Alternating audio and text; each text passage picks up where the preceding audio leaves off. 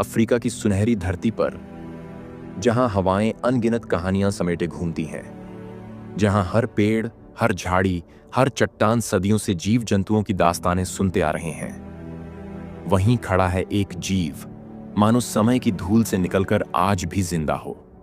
ये है अफ्रीकी गैंडा। इसकी त्वचा मोटी और झुर्रियों से भरी हुई, मानो किसी प्राचीन योद्धा का कवच हो। इसके सींग में वह रौब है जो किसी राजा के मुकुट से कम नहीं।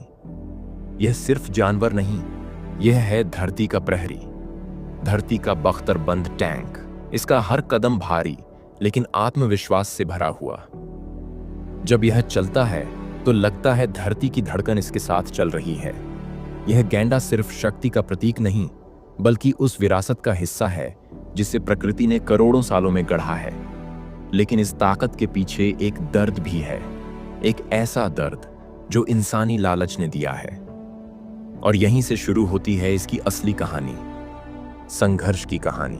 यह ऐसा जीव है जिसका वजन 2.5 से 4 टन तक पहुंचता है, जिसकी लंबाई 4 मीटर और ऊंचाई कंधों तक लगभग 1.5 मीटर। जब यह घास के मैदानों से गुजरता है तो इसकी मौजूदगी ही सबको स्तब्ध कर देती है।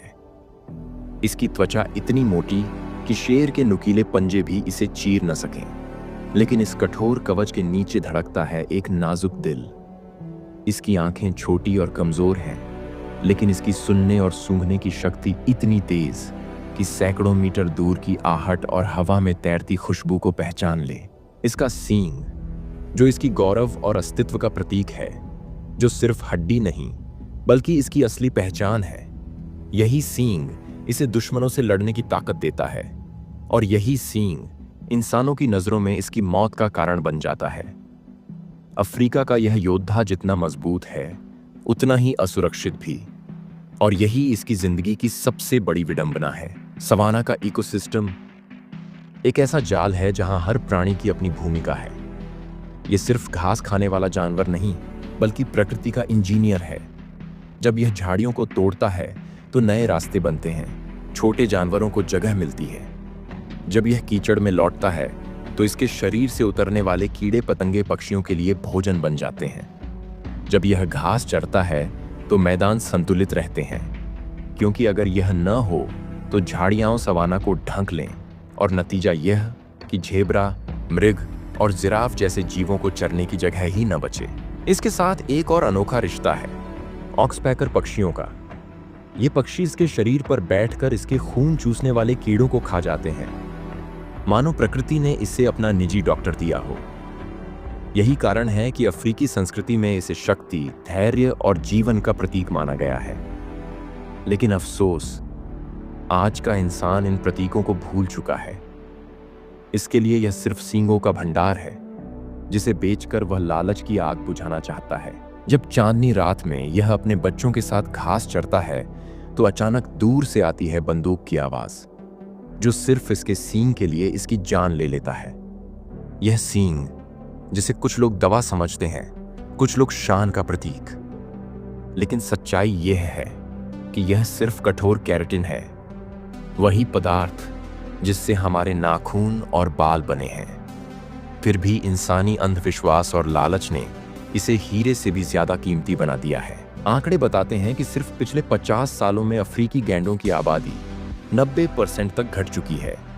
1970 में जहां 70,000 काले गैंडे थे, आज मुश्किल से 5,000 बचे हैं। सफेद गैंडे की हालत भी कुछ बेहतर नहीं।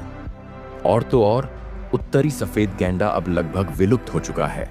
सिर्फ 2 मादाएं जीवित हैं, जिनकी रक्षा 24 घंटे सशस्त्र गार्ड करते हैं। कभी पूरे अफ्रीका में घूमने वाला यह महान जीव आज अपनी ही धरती पर शरणार्थी बन गया है। यह लड़ाई सिर्फ इसकी नहीं है, यह लड़ाई इंसानियत की आत्मा की है। लेकिन कहानी यहीं खत्म नहीं होती। जंगल में अभी भी उम्मीद बाकी है। रेंजर अपनी जान जोखिम में डालकर गैंडों की रक्षा कर रहे हैं। कई जगह वैज्ञानिक गैंडे के डीएनए को सुरक्षित रख रहे हैं, ताकि भविष्य में क्लोनिंग या कृत्रिम प्रजनन से इसे बचाया जा सके।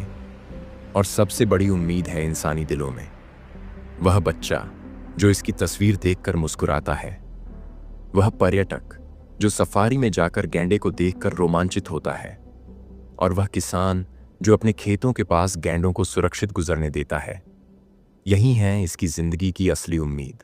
ये लड़ाई लंबी है, कठिन है, लेकिन हर वो इंसान जो इसकी रक्षा के लिए आवाज उठाता है, वो इस उम्मीद की मशाल है।